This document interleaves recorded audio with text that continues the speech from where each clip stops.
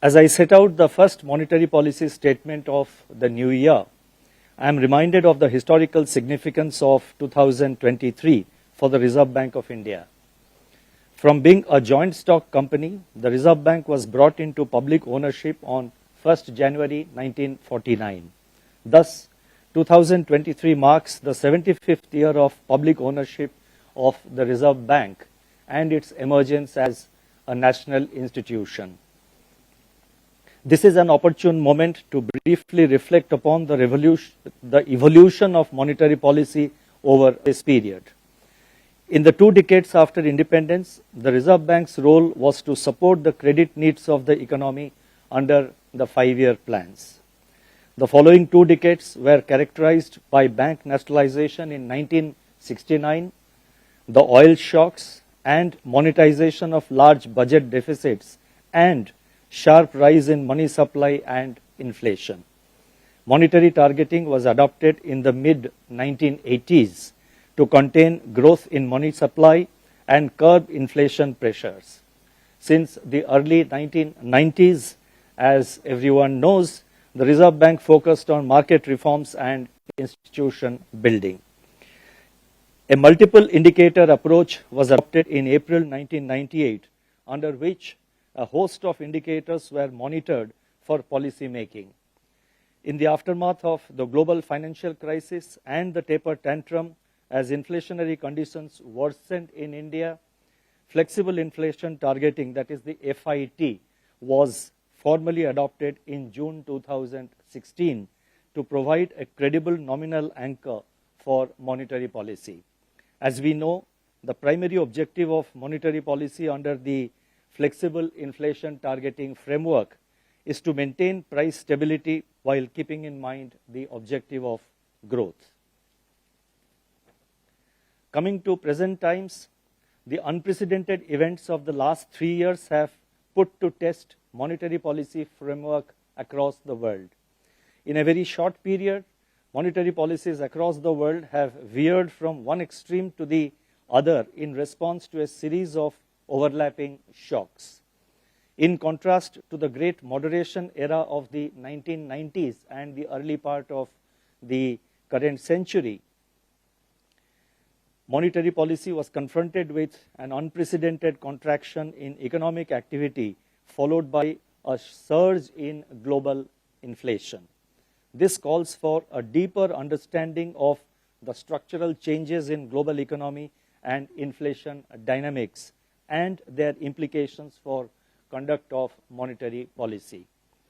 In the current unsettled global environment, emerging market economies are facing sharp trade-offs between supporting economic activity and controlling inflation while preserving policy credibility. As global fault lines emerge in trade, technology, and investment flows, there is an urgent need to reinforce global cooperation. The world is looking to India, now at the helm of G20, to energize global partnership in several critical areas. This reminds me of what Mahatma Gandhi had said. I do believe, and I quote, I do believe that India can make a lasting contribution to the peace and solid progress of the world, unquote. I would now focus on the decisions and deliberations of the Monetary Policy Committee.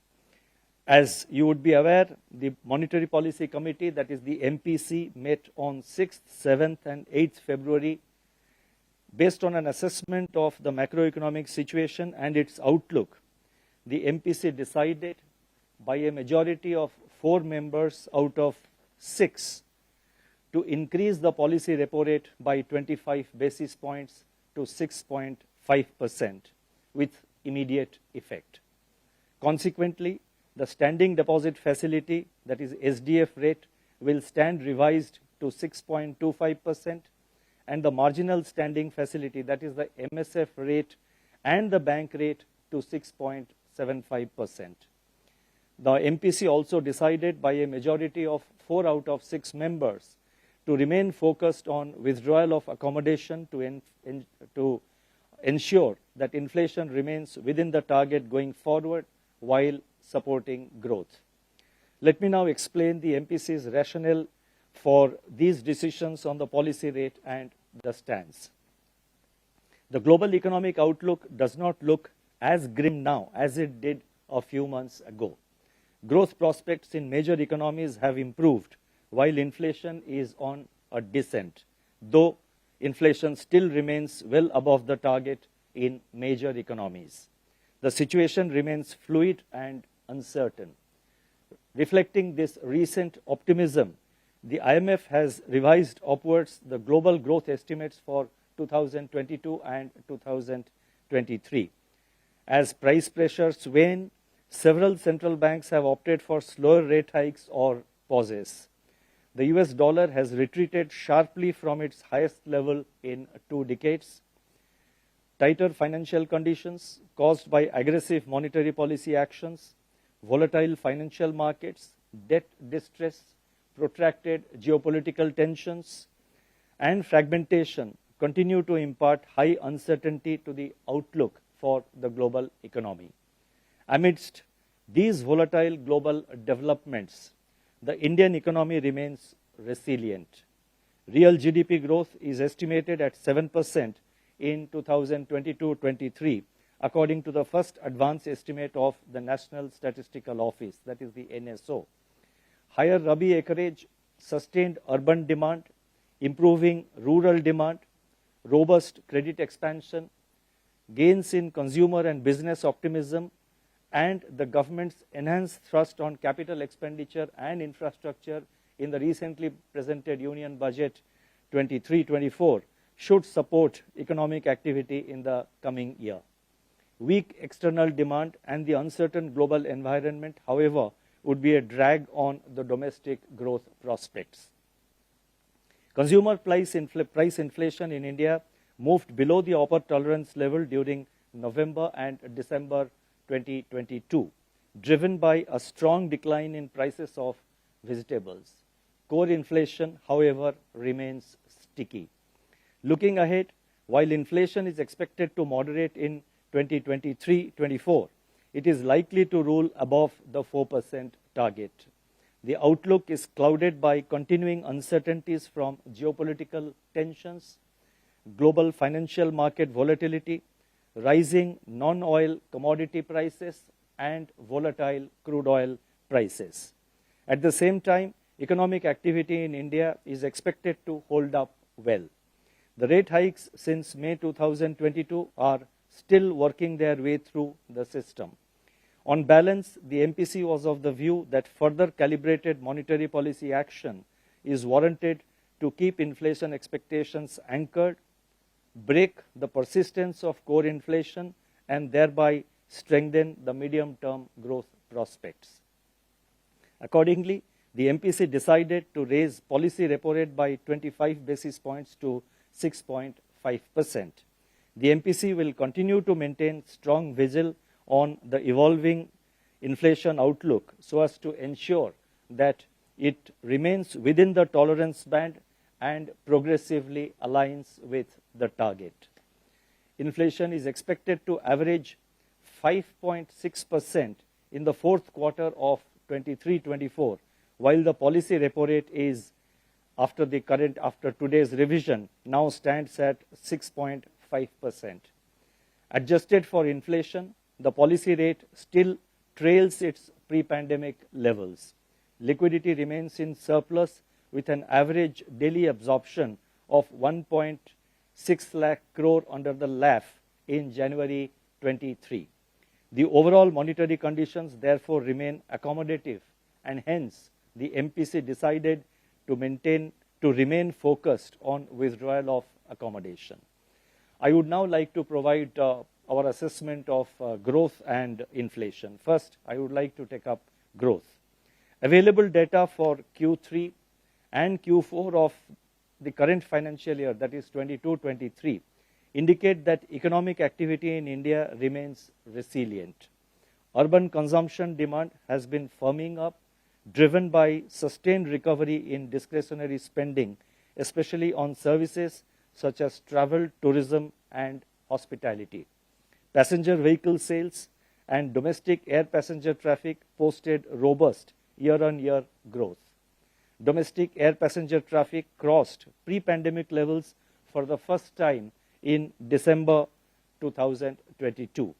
Rural demand continues to show signs of improvement as tractor sales and two-wheeler sales expanded in December. Several high-frequency indicators also point towards strengthening of activity. I have listed out some of the high-frequency indicators which show improvement and strengthening of activity in the footnote of my statement. As you know, the statement will be uploaded in the RBI website. So if you are interested, you may like to have a look at it. Investment activity continues to gain traction. Non-food bank credit expanded by 16.7% as on January 27, 2023. The total flow of resources to the commercial sector has increased by rupees 20.8 lakh crore during 22-23 so far, as against 12.5 lakh crore rupees a year ago. Indicators of fixed investment, that is cement output, steel consumption, and production and import of capital goods registered robust growth in November and December. In several sectors such as cement, steel, mining and chemicals, there are signs that additional capacity is being created in the private sector. According to the RBI survey, seasonally adjusted capacity utilization increased to 74.5% in Q2 22-23. The drag from the net external demand, on the other hand, continued as merchandise exports contracted in Q3 22-23. On the supply side, agricultural activity remains strong with good rabi sowing, higher reservoir levels, good soil moisture, favorable winter temperature, and comfortable availability of fertilizers. PMI manufacturing and PMI services remained in expansion at 55.4 and 57.2 respectively in January 23. Turning to the outlook, the expected higher rabi output has improved the prospects of agriculture and rural demand. The sustained rebound in contact-intensive sectors should support urban consumption. Broad-based credit growth, improved capacity utilization, government's thrust on capital expenditure and infrastructure in the union budget recently presented should bolster investment activity. Let me repeat, broad-based credit growth, improving capacity utilization, government's thrust on capital spending and infrastructure should bolster investment activity. According to our surveys, manufacturing, services and infrastructure sector firms are optimistic about the business outlook. On the other hand, protracted geopolitical tensions, tightening global financial conditions, and slowing external demand may continue as downside risks to domestic output. Taking all these factors into consideration, the real GDP growth for 2023-24 is projected at 6.4%. I repeat, the real GDP growth for 2023-24, that's for the next financial year, is projected at 6.4%, with Q1 at 7.8%, Q2 at 6.2%, Q3 at 6%, and Q4 at 5.8%. The risks are evenly balanced. I would now like to turn to inflation. Headline CPI inflation moderated by 105 basis points during November-December 2022 from its level of 6.8% in October 22. So October 22 it was 6.8%, and by end December, I mean going by the December data, there was a moderation of 105 basis points, and that was quite a significant moderation. This was due to a softening in food inflation on the back of sharp deflation in vegetable prices, which more than offset the inflationary pressures from cereals, protein-based food items, and spices. As a result of this earlier than anticipated steeper seasonal decline in vegetable prices, inflation for Q3 22-23 has turned out to be lower than our projections. Core inflation, that is CPI excluding food and fuel, however, remained elevated. Going ahead, the food inflation outlook will benefit from a likely bumper Rabi harvest led by wheat and oilseeds. Mandi arrivals and Kharif paddy procurement have been robust, resulting in improvement in buffer stocks of rice. All these developments augur favorably for the food inflation outlook in 2023-24. Considerable uncertainties remain on the likely trajectory of global commodity prices, including price of crude oil. Commodity prices may remain firm with the easing of COVID-19 related restrictions in some parts of the world. The ongoing pass-through of input costs, especially in services, could keep core inflation at elevated levels. The commitment to fiscal consolidation that has been carried forward in the Union Budget 23-24 and the future trajectory of reducing the gross fiscal deficit will engender an environment of macroeconomic stability. This augurs well for the inflation outlook. Further, the low volatility of the Indian rupee relative to the peer currencies limits the impact of imported price pressures and other global spillovers. Taking into account these factors and assuming an average crude oil price Indian basket at $95 per barrel, inflation is projected at 6.5% for the current financial year, that is 2022-23, with Q4 at 5.7%. On the assumption of a normal monsoon, CPI inflation, now I am giving the projection for the next year. On the assumption of a normal monsoon, CPI inflation is projected at 5.3% for 2023-24, with Q1 at 5%, Q2 at 5.4%, Q3 at 5.4%, and Q4 at 5.6%. The risks are evenly balanced. Headline inflation has moderated with negative momentum in November and December. But the stickiness of core or underlying inflation is a matter of concern. We need to see a decisive moderation in inflation. We have to remain unwavering in our commitment to bring down CPI headline inflation. Thus, monetary policy has to be tailored to ensuring a durable disinflation process. A rate hike of 25 basis points is therefore considered as appropriate at the current juncture. The reduction in the size of the rate hike provides the opportunity to evaluate the effects of the actions taken so far on the inflation outlook and on the economy at large. It also provides elbow room to weigh all incoming data and forecasts to determine appropriate actions and policy stance going forward. Monetary policy will continue to be agile and alert to the moving parts of the inflation trajectory to effectively address the challenges to the economy. The liquidity and financial market conditions. As we approach the end of 2022-23, it is worthwhile to recapitulate the key developments on the monetary policy front over the last 1 year. After the onset of the war in Europe, which drastically altered the global inflation dynamics, the global growth inflation dynamics across the world, including India, we have taken a series of steps in the best interest of the Indian economy. We accorded primacy to price stability over growth in April 2022.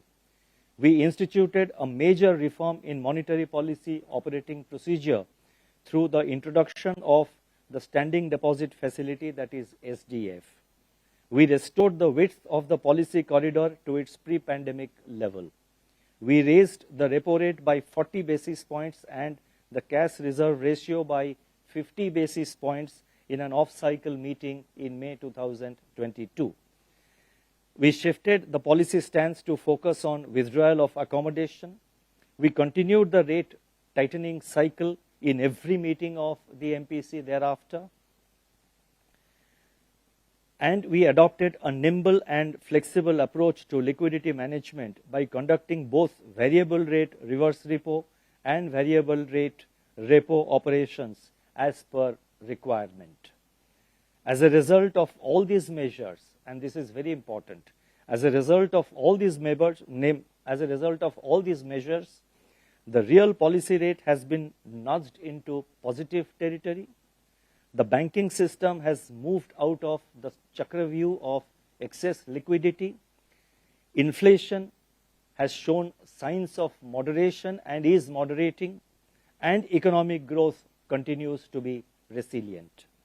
As I make this statement, system liquidity remains in surplus, though of a lower order compared to April 2022. In the period ahead, while higher government expenditure and anticipated return of forex inflows are likely to augment systemic liquidity, it would get modulated by the scheduled redemption of the LTRO and TLTRO funds during February to April 2023. Under TLTRO and LTRO, as you would recall, during the COVID times, we had injected a lot of liquidity for periods ranging between 1 year to 3 years, and the last bit of that is coming back into RBI during February to April. The Reserve Bank will remain flexible and responsive towards meeting the productive requirements of the economy. We will conduct operations on either side of the LAF depending on the evolving liquidity conditions. As part of our gradual move towards normalizing liquidity and market operations, it has now been decided to restore market hours for the government securities market to the pre-pandemic timing of 9 a.m. to 5 p.m. Moreover, as part of our ongoing endeavor to further develop the government securities market, we propose to permit lending and borrowing of G-SECs. This will provide investors with an avenue to deploy their idle securities, enhance portfolio returns, and facilitate wider participation. This measure will also add depth and liquidity to the G-SEC market, aid efficient price discovery, and work towards a smooth completion of the market borrowing program of the center and the states.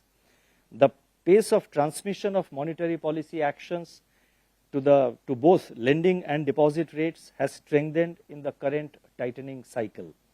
The weighted average lending rate, that is WLR, on fresh rupee loans and outstanding rupee loans, there are two components.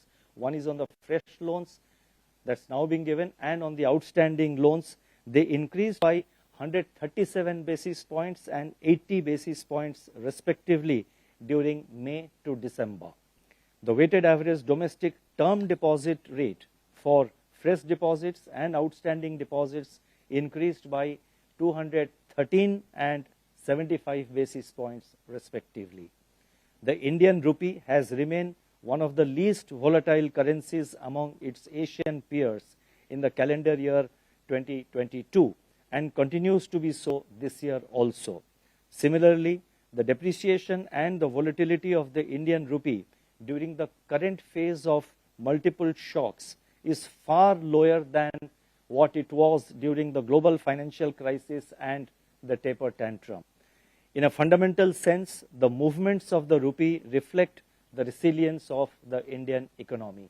On this matter of volatility and depreciation, I have provided some comparison with other countries, with the Asian peers, as I mentioned, and also I have given a comparison with the scenario which prevailed during the taper tantrum and during the global financial crisis. That is all contained in the footnote of my statement. If those of you who are interested may like to refer to it. I now turn my focus to the external sector. The current account deficit for the first half of 22-23 stood at 3.3% of GDP.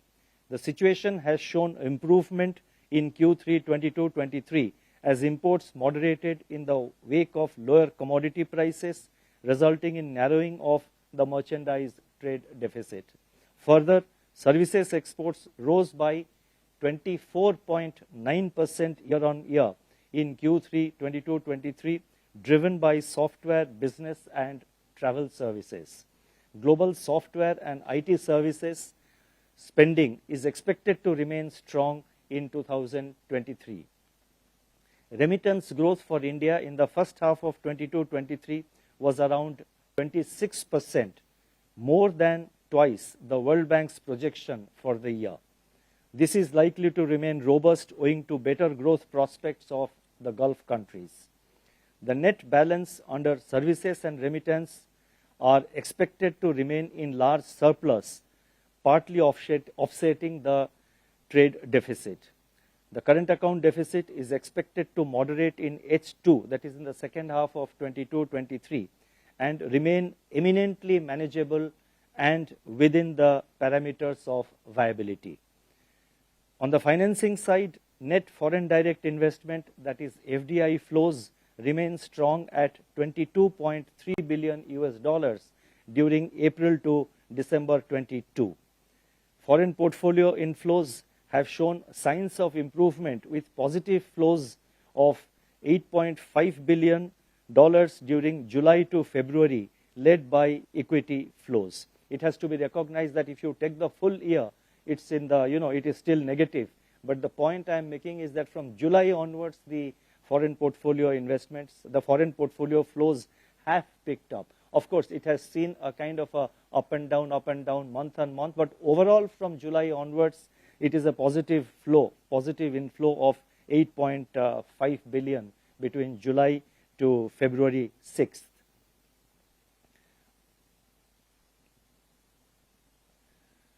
Net inflows under the non-resident deposits, and this is again important, net inflows under non-resident deposits increased to $3.6 billion during April-November 22 from $2.6 billion a year ago, boosted by the Reserve Bank's July 6th measures to attract inflows into the country.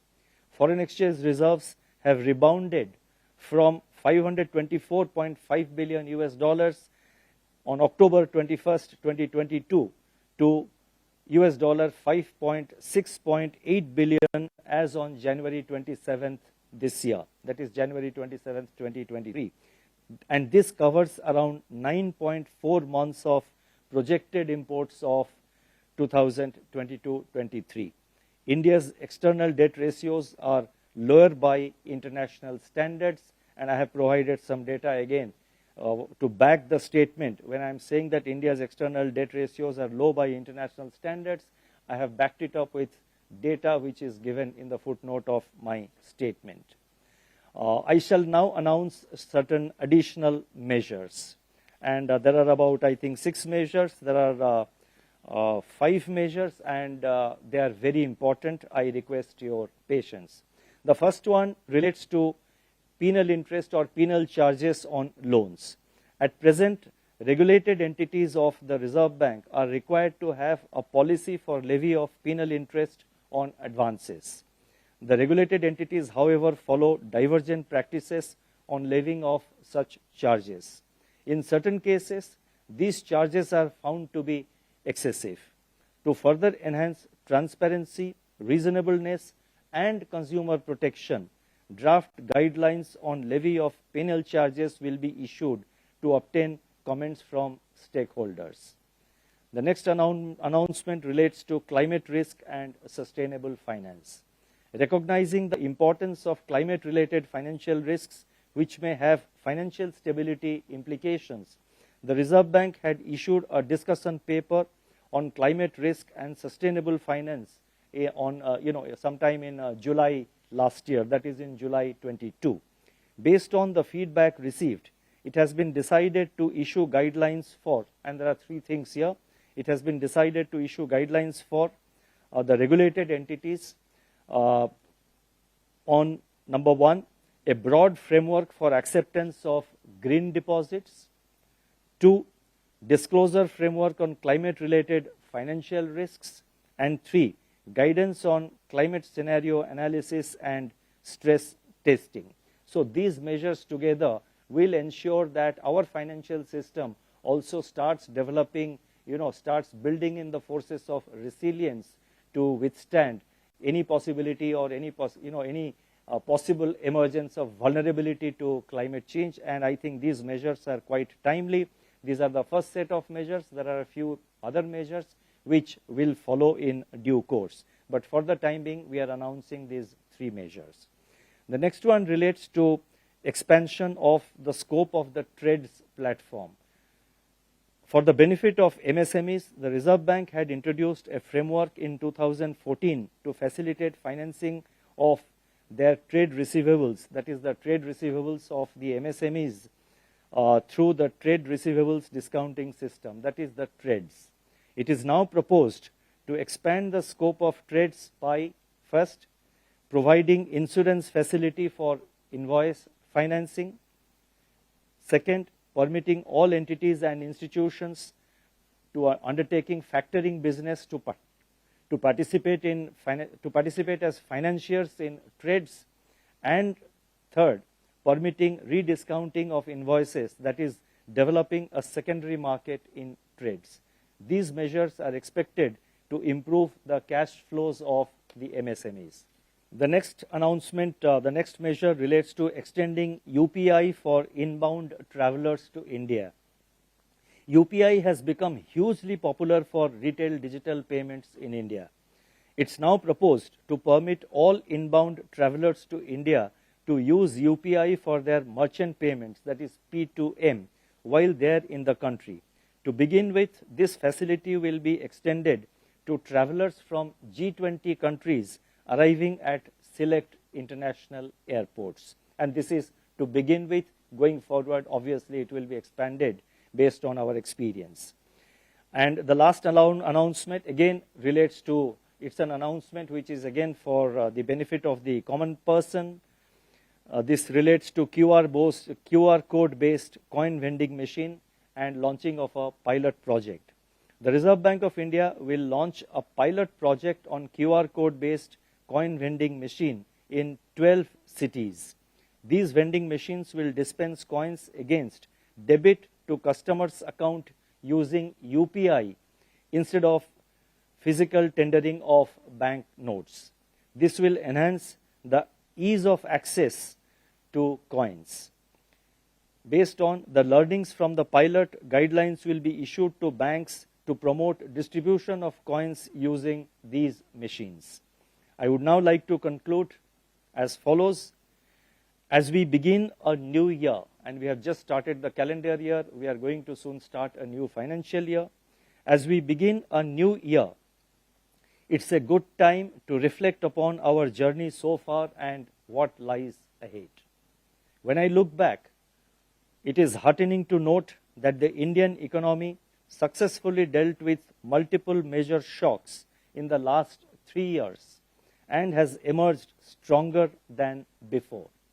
India has the inherent strength and enabling policy environment and strong macroeconomic fundamentals and buffers to deal with the future challenges. I am reminded here of the words of Netaji Subhash Chandra Bose, never lose your faith in the destiny of India. Thank you. Namaskar.